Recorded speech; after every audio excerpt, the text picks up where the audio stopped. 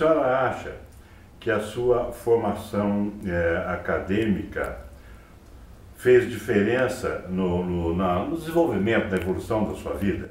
Total, total. Eu só me acrescentou e me acrescentou muito, porque o serviço social que eu fiz, como eu disse, que não era considerado curso superior na época, depois foi reconhecido como curso superior.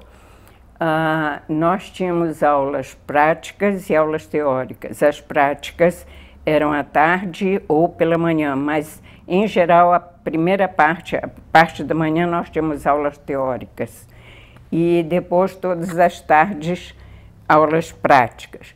E neste meu curso, por incrível que pareça, incluía enfermagem, incluía primeiros socorros, primeiros atendimentos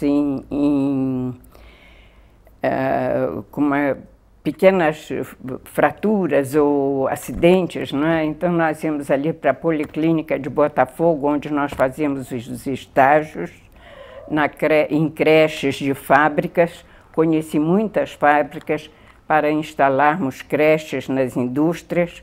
Foi desse grupo de estrangeiras que saíram essas primeiras atendimentos aos operários das fábricas, né? Porque até então eles não tinham nenhum apoio, vamos dizer, nenhum reconhecimento, né?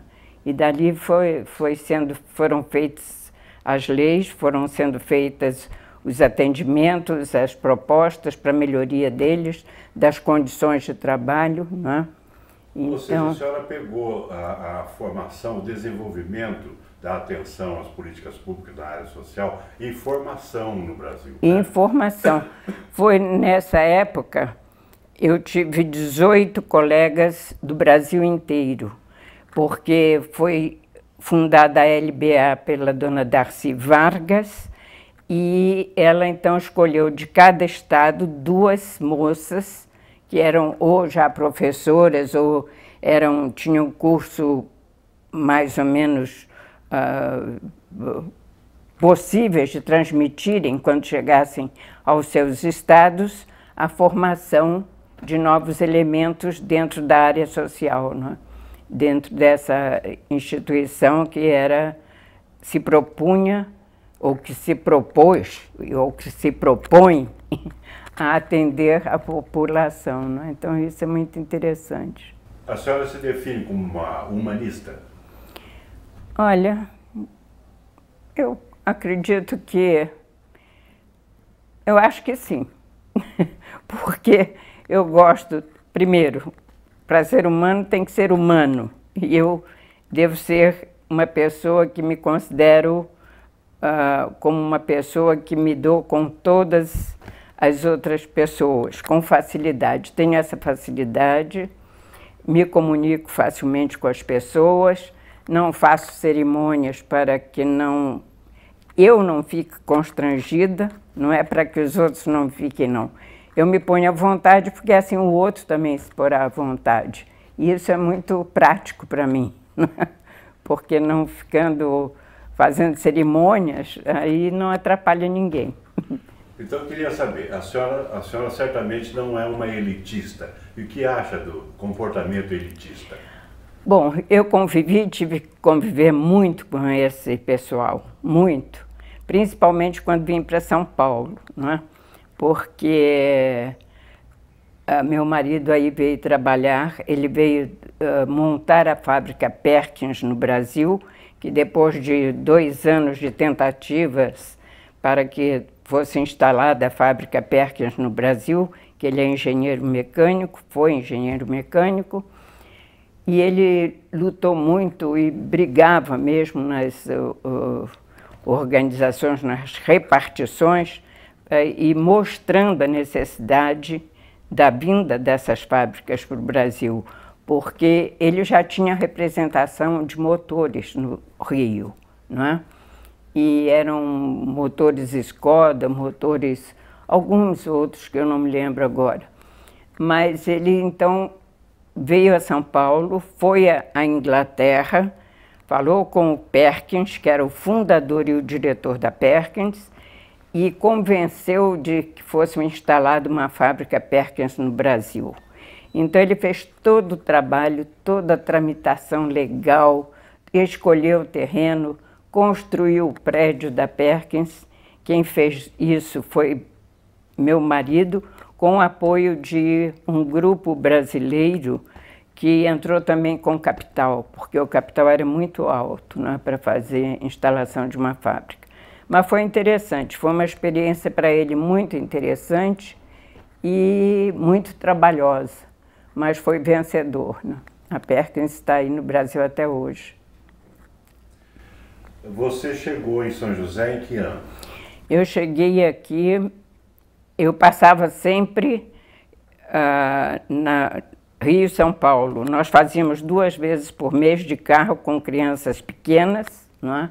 Que quando nós fomos para São Paulo os garotos eram pequenos, eles estudavam, mas nós 2 vezes por mês íamos passar ou um feriado ou então um fim de semana com acréscimo de um dia para que todo mundo matasse as saudades e sentíssemos o cheiro do mar, que para mim fez uma falta tremenda. Aquele ar marinho de Copacabana, a ventilação, aquilo tudo fazia falta. Mas nos vencemos tudo, achamos tudo ótimo. São Paulo cresceu muito, muito, muito, porque quando nós chegamos a São Paulo tinham 2,5 milhões de habitantes e hoje em dia, isso foi em 59, 2,5 milhões de habitantes. E hoje em dia tem 16 milhões. Então tem uma pequena diferença. Mas a senhora acabou vindo parar em São José em função do trabalho do seu marido? Sim, também, porque meu marido cansou e saiu. Ele trabalhou, foi convidado para trabalhar depois da Perkins na Mercedes-Benz como para a produção de caminhões. E ele era vendedor de caminhões e de ônibus da Mercedes-Benz, porque a Mercedes não produzia automóveis.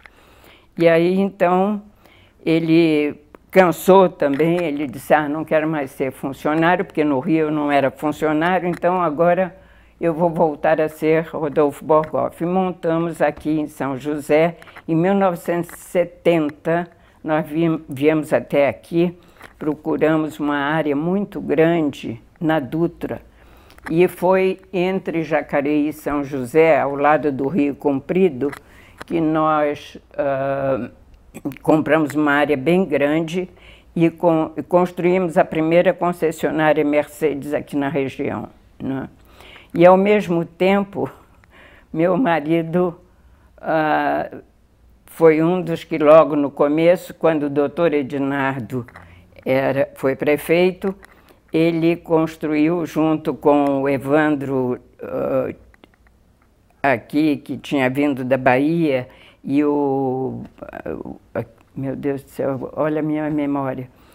Eu acho que era um dos que trabalhava no Banco do Brasil. Eles construíram a rodoviária nova, e esse nome tem até hoje. De nova não tem mais nada, mas agora foi bem reformada, né?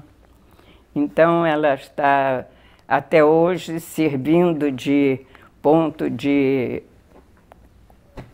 apoio a todos os ônibus que chegam e que saem de São José, não é?